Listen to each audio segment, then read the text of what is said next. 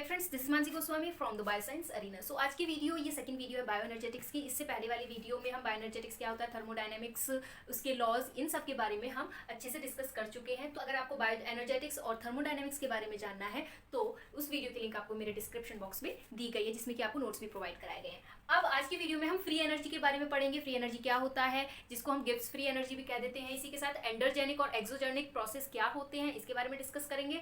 And then free energy change for ATP and oxidation and reduction reaction, यानी कि जिसको हम रिडॉक्स रिएक्शन भी बोल देते हैं। तो इनके लिए जो फ्री एनर्जी होती है, कैसे चेंज होती है, क्या होती है, इन सभी के बारे में डिस्कस करेंगे। हालांकि Gibbs free energy, exogenic, endogenic ये केमिस्ट्री का पार्ट है, लेकिन ये सभी बायो एनर्जेटिक्स में भी पढ़ा जाता है। अच्छी केमिस्ट्री में काफ़ी अच्छे हैं, जिनको थर्मोडायनेमिक्स चैप्टर काफ़ी अच्छे से आता होगा, 12th क्लास में पढ़ा होगा, तो उनके लिए तो ये कोई बड़ी बात है नहीं। बस उनके लिए नया टॉपिक क्या हो जाएगा, क्योंकि हम बायो एनर्जेटिक्स में पढ़ रहे हैं, बायोलॉजी में पढ़ रहे हैं, तो एटीपी और ऑक्सीडेशन रिडक्शन रिएक्शन जो होते हैं ये थोड़ा नया टॉपिक हो जाएगा। लेकिन जिनको बहुत अच्छे से आता है तो उनको तो इनमें कोई दिक्कत आने वाली है नहीं। दोज चिल्ड्रन जिनको थर्मोडायनेमिक्स का टी भी नहीं पता, तो उनके लिए ये वीडियो काफ़ी आसान होने वाली है, बहुत अच्छे से समझ में आने वाला है। ये थर्मोडायनेमिक्स को भी मैंने प्रीवियस वीडियो में बहुत अच्छे से, बहुत इजी तरीके से समझाया है, कॉम्पिटिटिव एग्जाम के पॉइंट ऑफ व्यू से भी और ग्रेजुएशन लेवल के एग्जाम के पॉइंट ऑफ व्यू से भी।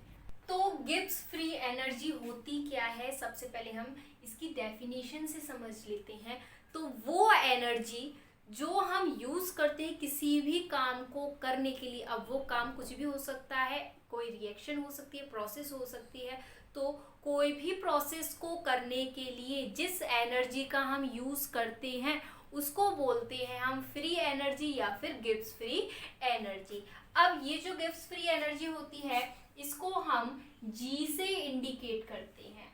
अब क्योंकि जो प्रोसेस होती कंटिन्यूसली होती रहती है, तो हम इसको change in Gibbs free energy भी बोल देते हैं। ठीक है, तो जो चेंज होता है, change in Gibbs free energy को हम डेल्टा जी से इंडिकेट करते हैं। तो इसका क्या मतलब हो गया, change in Gibbs free energy या फिर चेंज इन फ्री एनर्जी। अब ये जो गिब्स फ्री एनर्जी है ये एक्चुअल में बताती क्या है कि कोई भी जो प्रोसेस है वो स्पॉन्टेनियसली हो रही है, यानी कि खुद से हो रही है, या फिर नॉन स्पॉन्टेनियसली होती है। तो जो मेजर रोल होता है इसका ये होता है कि ये बताती है कि कोई भी रिएक्शन या कोई भी प्रोसेस स्पॉन्टेनियसली हो रही है या नॉन स्पॉन्टेनियसली हो रही है। अब ये जो गिब्स फ्री एनर्जी है इसको सही से एक्सप्लेन करने के लिए एक इक्वेशन बनाई गई है, जिसको हम बोलते हैं delta G is equal to delta H minus T delta S. तो ये है हमारी गिब्स फ्री एनर्जी की इक्वेशन। काफी इंपॉर्टेंट है, जब भी फ्री एनर्जी के बारे में पढ़ते हो तो ये इक्वेशन तो लिखनी जरूरी ही होती है। अब ये इक्वेशन क्या कहती है, कैसे है, ये देखते हैं हम। तो डेल्टा जी क्या होता है मैंने बता दिया, क्या, चेंज इन फ्री एनर्जी। तो अब इसमें डेल्टा एच क्या है, डेल्टा एच है हमारा एंथैल्पी। एंथैल्पी क्या होती है, कोई भी हमारा सिस्टम है, सिस्टम ये कोई भी जो वर्क करेगा, हमने क्या बोला, फ्री एनर्जी क्या होती है, कोई भी जो सिस्टम होगा या कोई भी जो प्रोसेस हो रही है उसको करने के लिए हम जितना वर्क यूज कर रहे हैं वो है एनर्जी। दूसरी चीज क्या है, एंथैल्पी, कि इस सिस्टम में, इस या फिर प्रोसेस की बात करें, कोई भी प्रोसेस में कितनी टोटल एनर्जी है। तो जो टोटल एनर्जी होती है किसी भी सिस्टम में उसको हम बोलते हैं क्या, एंथैल्पी। जितना वर्क यूज कर और प्रोसेस को आगे कैरी ऑन करने के लिए जितनी एनर्जी चाहिए उसको हम बोलते हैं फ्री एनर्जी। तो दोनों में कंफ्यूजन नहीं होनी चाहिए। अब उसके बाद है टी, क्या इंडिकेट कर रहा है, टी इंडिकेट कर रहा है टेम्परेचर, और जो हमारा डेल्टा एस है ये इंडिकेट कर रहा है एंट्रोपी। एंट्रोपी के बारे में हम पिछली वीडियो में काफी डिटेल में डिस्कस कर चुके हैं। तो एंट्रोपी को हम बोलते हैं order of randomness. Order of randomness से क्या मतलब है, कोई भी जो हमारी प्रोसेस हो रही है वो स्पॉन्टेनियसली हो रही है, तो उसी को हम बोलते हैं एंट्रोपी। तो ये सारी सारे पॉइंट्स आपको समझ में आ गए होंगे। डेल्टा हम क्यों यूज करते हैं? डेल्टा हम यूज करते हैं कोई भी चेंज दिखाने के लिए, यानी कि कांस्टेंट नहीं होता है। कोई भी जो प्रोसेस हो रही है उसमें जो हमारा एंथैल्पी होती है और जो एंट्रोपी होती है वो चेंज होती रहती है। अब सोचने वाली बात ये है कि हमने फिर टी पे डेल्टा क्यों नहीं लगाया है, यानी कि टी हमने कांस्टेंट क्यों रखा है। तो कोई भी जो हम प्रोसेस करते हैं ऐसा तो है नहीं कि हम उसका टेम्परेचर बार बार बदलते रहेंगे, कि शुरुआत में हमने कोई मान लीजिए रिएक्टेंट है, रिएक्टेंट से हम प्रोडक्ट बना रहे हैं, जैसे मान लीजिए ग्लूकोज, ग्लूकोज से हम पायरुवेट बना रहे हैं, ठीक। तो ऐसा तो है नहीं यहाँ पर हमने टेम्परेचर कुछ और ले लिया, फिर थोड़ी देर बाद 5 मिनट बाद फिर चेंज करके कुछ और बदल दिया, फिर 5 मिनट बाद बदल के, ऐसा तो करते नहीं है। तो कोई भी जो रिएक्शन होती है उसमें हम टेम्परेचर को कांस्टेंट ही लेते हैं। जो इनिशियल प्रेशर लिया है हमने वो ही फाइनल तक रहता है जब तक प्रोडक्ट नहीं बन जाता है। तो इसीलिए हमने यहाँ पर टेम्परेचर को क्या कांस्टेंट लिया। हमारी इक्वेशन है, हम इसको क्या बोलते हैं? गिब्स हेल्महोल्ट्ज फंक्शन भी बोलते हैं। इस इक्वेशन का क्या नाम है? गिब्स हेल्महोल्ट्ज फंक्शन, ये है इस इक्वेशन का नाम। इसके बाद जो हम टेम्परेचर लेते हैं ये एब्सोल्यूट टेम्परेचर लेते हैं। एब्सोल्यूट टेम्परेचर भी क्या होता है ये प्रीवियस वीडियो में बता चुकी हूँ।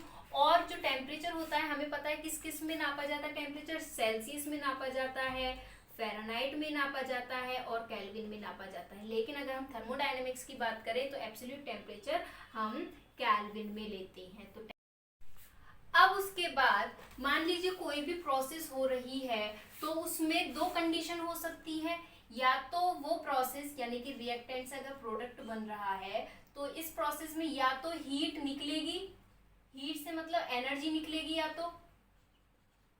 या फिर ये एनर्जी कंज्यूम करेगा। इस रिएक्शन में से एनर्जी निकलेगी यानी कि ये एनर्जी बनाएगा, या फिर इस रिएक्शन को होने के लिए एनर्जी चाहिए होगी। तो दो कंडीशन हो सकती है। तो अगर एनर्जी निकल रही है तो इस केस में हम डेल्टा एच लेते हैं माइनस में, और अगर एनर्जी कंज्यूम हो रही है किसी भी प्रोसेस के द्वारा तो हम डेल्टा एच लेते हैं प्लस। तो वो प्रोसेस जिसमें एनर्जी क्या होती है? रिलीज होती है, उसको हम बोलते हैं क्या? Exothermic reaction. और जिस प्रोसेस में एनर्जी कंज्यूम की जा रही है यानी कि कोई भी जो काम है उस काम को करने के लिए हमें एनर्जी चाहिए, तो उस केस में क्या होगा? उस प्रोसेस को हम क्या कहेंगे? एंडोथर्मिक या एंडोथर्मिक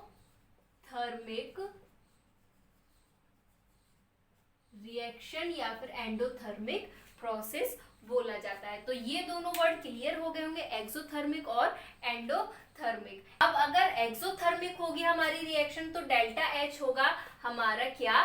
नेगेटिव। अगर एंडोथर्मिक होती है हमारी रिएक्शन तो डेल्टा एच हमारा होगा पॉजिटिव। डेल्टा एच यानी कि एंथैल्पी, जो कि सिस्टम की टोटल एनर्जी होती है।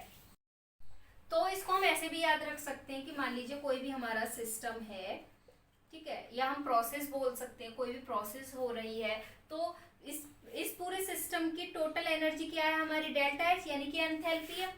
अब इसकी पूरी एनर्जी कितनी हो गई हमारी? डेल्टा एच हो गई। अब अगर इसमें से एनर्जी निकलेगी तो इस सिस्टम पे नेगेटिव इफेक्ट पड़ेगा, तो हमारा डेल्टा एच क्या हो जाएगा? नेगेटिव हो जाएगा। अब क्योंकि हम इसको और एनर्जी दे रहे हैं, ठीक है, तो क्या होगा? इस पे पॉजिटिव इफेक्ट होगा तो हमारा डेल्टा एच पॉजिटिव हो जाएगा। इस तरीके से भी हम इसको याद रख सकते हैं। अब उसके बाद ये जो डेल्टा एच नेगेटिव हो रहा है या पॉजिटिव हो रहा है, इसका हमारे डेल्टा जी पर यानी कि गिब्स फ्री एनर्जी पर क्या इफेक्ट पड़ेगा?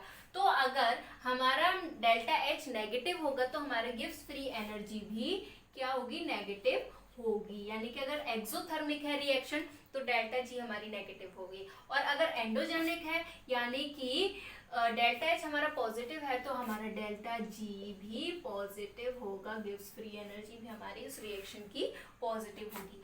इन केस अगर हमारा डेल्टा जी 0 होता है तो इसका क्या मतलब है, ये काफी टाइम एमसीक्यू में भी पूछा गया है। तो इसका क्या मतलब है, हमारी वो जो रिएक्शन है जिसका डेल्टा जी 0 है वो इक्विलिब्रियम पे आ चुकी है। इक्विलिब्रियम से क्या मतलब है कि उसमें ना तो एनर्जी रिलीज हो रही है ना ही एनर्जी कंज्यूम हो रही है। तो इस केस में हमारा डेल्टा जी 0 हो जाता है। क्यों? क्योंकि रिएक्शन इक्विलिब्रियम में आ गई। इक्विलिब्रियम से मतलब जो रिएक्टेंट और प्रोडक्ट है वो दोनों इक्वल हैं, उनका जो हीट या हम बोले एनर्जी या टेम्परेचर है वो सब इक्वल आ चुका है। तो इसी को हम बोलते हैं इक्विलिब्रियम। तो ये इक्विलिब्रियम टर्म भी आपको क्लियर हो गया होगा। फ्री एनर्जी को हम एक बार इक्वेशन से समझ लेते हैं। मान लीजिए हमारा प्रोडक्ट है ए और ए से बन रहा है बी, ठीक है। क्या है हमारा रिएक्टेंट और बी क्या है हमारा प्रोडक्ट। तो अब ये जो हम प्रोसेस कर रहे हैं इसमें हम टेम्परेचर को कांस्टेंट रखेंगे, मैंने बताया क्यों, और वो ही सेम रीजन होगा हम प्रेशर को भी कांस्टेंट रखेंगे। अब जब टेम्परेचर और प्रेशर कांस्टेंट होगा तो इसकी हम डेल्टा जी कैसे निकाल सकते हैं।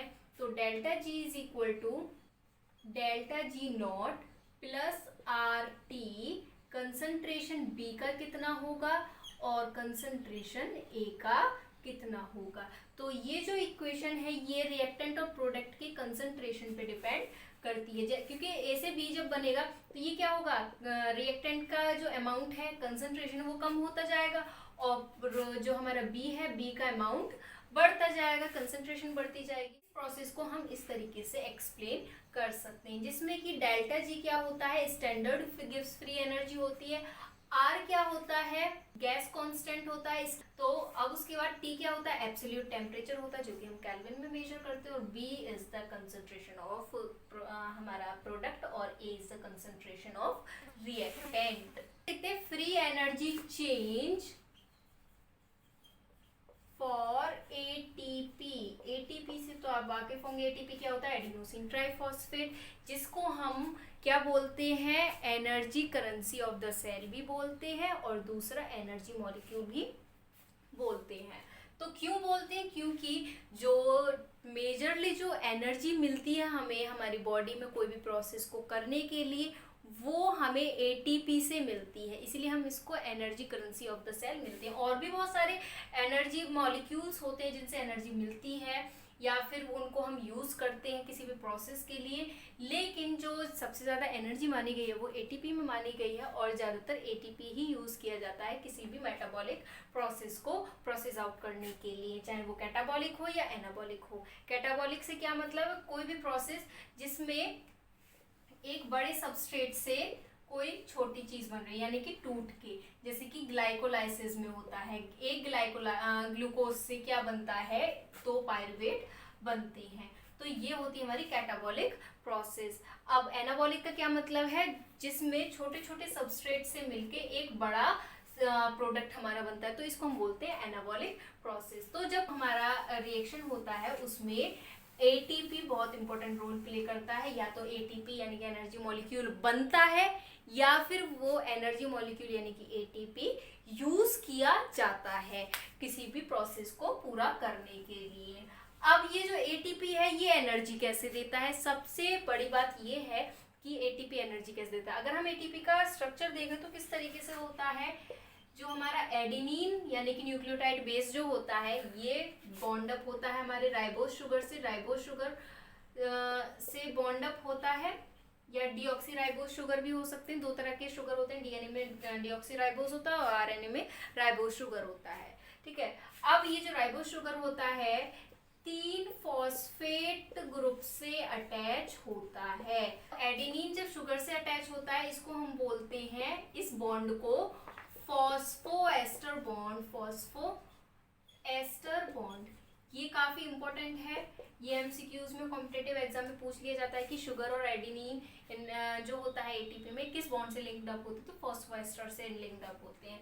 और ये जो बॉन्ड होता है यानी कि शुगर से ये जो तीनों बॉन्ड है, ये इस बॉन्ड का क्या नाम है, फॉस्फो एनहाइड्रेज बॉन्ड।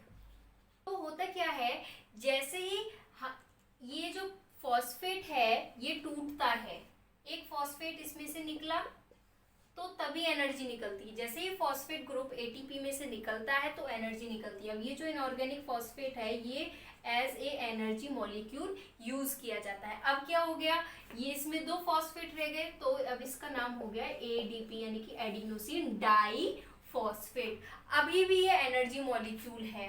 तो अब इसमें से दोबारा से क्या होगा, एनर्जी फॉस्फेट अलग हो जाएगा इस तरीके से, फिर से एनर्जी निकलेगी। ये जो इनऑर्गेनिक फॉस्फेट है ये एनर्जी रिलीज करेगा, ठीक है। तो क्या होगा, अब एक फॉस्फेट है तो ये हो जाएगा AMP यानी कि एडिनोसिन मोनोफॉस्फेट।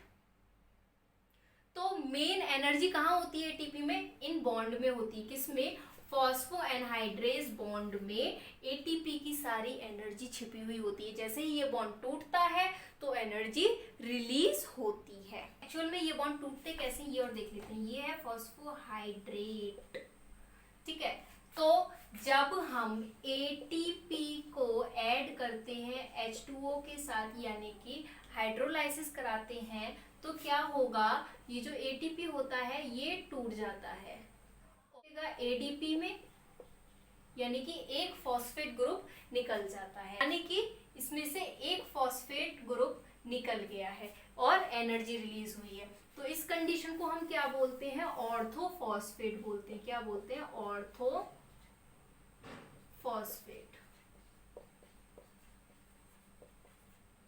जिसका मॉलिक्यूलर फॉर्मूला होता है PO4 3-। और ऐसा भी तो हो सकता है, मैंने इसमें बताया कि 2 फॉस्फेट ग्रुप निकल जाए, तो अगर एटीपी हाइड्रोलाइसिस करवाते हैं हम वाटर के साथ तो क्या होगा, AMP में हो जाएगा यानी कि एडिनोसिन मोनोफॉस्फेट, और 2 फॉस्फेट ग्रुप निकल जाते हैं। तो इस कंडीशन को हम बोलते हैं क्या, पायरोफॉस्फेट। इसका मॉलिक्यूलर फॉर्मूला होता है P2O7 4-। इस तरीके से हम इंडिकेट करते हैं या फिर हम कह सकते हैं एनर्जी रिलीज होती है एटीपी में से। अब जो एटीपी का मेजर रोल, सेंट्रल रोल बताया गया था किसी भी मेटाबॉलिक प्रोसेस में, सबसे पहले किसने बताया था, फिट्ज लिपमैन और हर्मन केकर ने बताया था। किसने बताया था, फिट्ज लिपमैन, हर्मन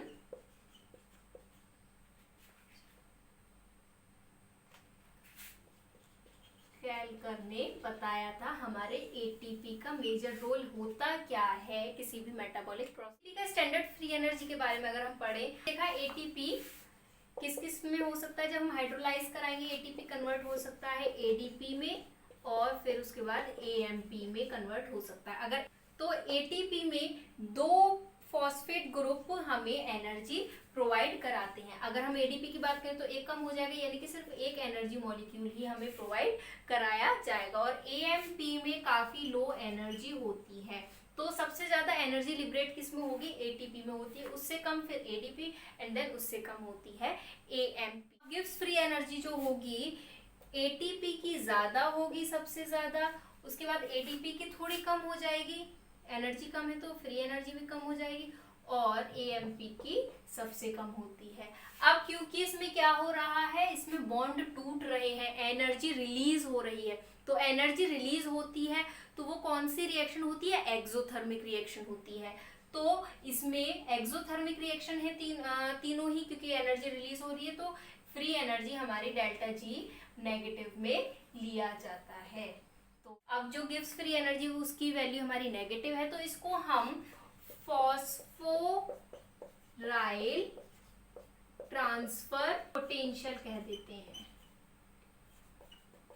क्या, फॉस्फोराइल ट्रांसफर पोटेंशियल। क्यों, क्योंकि जो हमारी डेल्टा जी है वो उसकी जो वैल्यू है एटीपी में नेगेटिव आती है। अब उसके बाद देखते हैं free energy change in redox reaction या फिर ऑक्सीडेशन और रिडक्शन रिएक्शन। सबसे पहले ये टर्म होती क्या है, ऑक्सीडेशन और रिडक्शन, इनको समझ लेते हैं। ऑक्सीडेशन का क्या मतलब है, कोई भी रिएक्शन या कोई भी जो मॉलिक्यूल होता है उसमें से इलेक्ट्रॉन लूज हो रहे हैं, तो उसको हम बोलते हैं ऑक्सीडेशन। एग्जाम्पल के साथ भी समझेंगे। रिडक्शन में क्या होता है कि कोई भी जो हमारा एलिमेंट मॉलिक्यूल है या फिर रिएक्शन है उसमें इलेक्ट्रॉन गेन हो रहे हैं, यानी कि वो इलेक्ट्रॉन्स को ले रहा है। अब इलेक्ट्रॉन, प्रोटॉन, न्यूट्रॉन क्या होते हैं ये तो आपको पता होगा, साइंस के स्टूडेंट है तो एक एग्जांपल के साथ समझ लेते हैं, उससे समझ में आ जाएगा। मान लीजिए कोई रिएक्शन है जैसे कि Fe3 positive plus Cu positive, इससे हमारा जो प्रोडक्ट बनेगा वो क्या बन रहा है, Fe2 positive plus Cu2 positive. तो इस केस में क्या हुआ है, हमारे Fe के पास कितने टोटल इलेक्ट्रॉन थे, 3 इलेक्ट्रॉन थे, ठीक है, पॉजिटिव। तो अब जब इसका प्रोडक्ट बना तो 3 से कितने हो गए, 2 हो गए, यानी कि क्या हुआ है, लूज हुआ है, यानी कि दिया है। तो 3 से 2 हुए, लूज हुआ है इलेक्ट्रॉन। और लूज होने का क्या मतलब है कि ऑक्सीडेशन हुआ है। अब कॉपर की अगर हम बात करें, कॉपर में यहाँ पर 1 था, अब यहाँ पे कितने हो गए हैं, 2 हो गए, यानी कि इलेक्ट्रॉन को गेन किया गया है, इलेक्ट्रॉन गेन हुआ है। तो इस रिएक्शन को क्या बोला गया है, रिडक्शन। ये पॉइंट क्लियर हो गया होगा। अब इसके बाद एक और टर्म आता है रिडॉक्स रिएक्शन। रिडॉक्स रिएक्शन का क्या मतलब है, वो रिएक्शन जिसमें ऑक्सीडेशन और रिडक्शन दोनों रिएक्शन एक साथ हो रही हो, तो उसको हम बोलते हैं रिडॉक्स रिएक्शन। अब इसमें देखो ऑक्सीडेशन भी हो रहा है और रिडक्शन भी हो रहा है एक ही प्रोसेस में, तो इसको हम बोलते हैं रिडॉक्स रिएक्शन। तो ये क्या हो गया, हमारा रिडॉक्स रिएक्शन हो गया। तो ये टर्म तो क्लियर हो गए होंगे। अब इनका क्या रिलेशन है फ्री एनर्जी से, ये समझते हैं। तो सबसे पहले हम टर्म समझते हैं रिडक्शन पोटेंशियल क्या होता है, जो कि हमारे सिलेबस में भी दे रखा है। तो रिडक्शन पोटेंशियल का क्या मतलब है, वो पोटेंशियल या वो एनर्जी जो किसी भी एटम या मॉलिक्यूल को चाहिए होती है इलेक्ट्रॉन को गेन करने के लिए, उसको हम बोलते हैं क्या, रिडक्शन पोटेंशियल। क्या है रिडक्शन पोटेंशियल, वो पोटेंशियल या वो रेडिनेस या फिर वो एनर्जी जो किसी एटम या मॉलिक्यूल को चाहिए होती है इलेक्ट्रॉन को गेन करने के लिए, उसको हम बोलते हैं क्या, रिडक्शन पोटेंशियल, जिसको हम डिनोट करते हैं E से, और इसको हम मेजर करते हैं वोल्ट में, वोल्ट्स।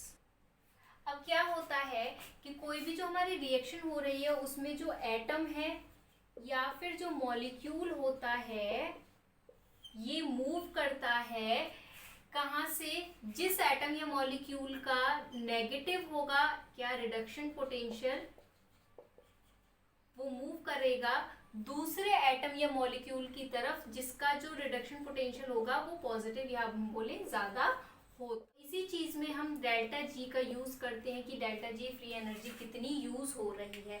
तो हम इसमें कैसे डेल्टा जी को आइडेंटिफाई कर सकते हैं, तो इसका भी एक इक्वेशन है, वो क्या है, delta G is equal to -NFE, जिसमें कि n का इंडिकेट कर रहा है कि कितने इलेक्ट्रॉन ट्रांसफर हुए हैं एक एटम या मॉलिक्यूल से दूसरे एटम या मॉलिक्यूल की तरफ। F क्या है, फेरेडेज कांस्टेंट, जिसकी वैल्यू होती है 96.5 किलो जूल पर वोल्ट पर मोल, इसकी यूनिट होती है। अब उसके बाद E क्या है, इलेक्ट्रोमोटिव फोर्स, यानी कि वो फोर्स जो प्रिवेंट करता है, रोकता है इलेक्ट्रॉन को ट्रांसफर होने के लिए, जिसको हम वोल्ट में क्या करते हैं, मेजर करते हैं। तो इस इक्वेशन के थ्रू हम किसी भी जो इस टाइप का रिएक्शन हो, रिडॉक्स रिएक्शन जो होते हैं, उसमें डेल्टा जी को आइडेंटिफाई कर सकते हैं। खत्म होती है हमारी आज की वीडियो एंड आई होप आपको वीडियो काफी अच्छी भी लगी होगी। ऐसे ही और वीडियोस के लिए अगर आपने मेरा चैनल सब्सक्राइब नहीं किया तो मेरा चैनल सब्सक्राइब करें, द बायो साइंस अरीना, जिससे आपको बायोटेक्नोलॉजी और जितनी भी ब्रांचेस है बायोटेक्नोलॉजी और बायोलॉजी की, उनसे रिलेटेड वीडियोस मिलती रहे।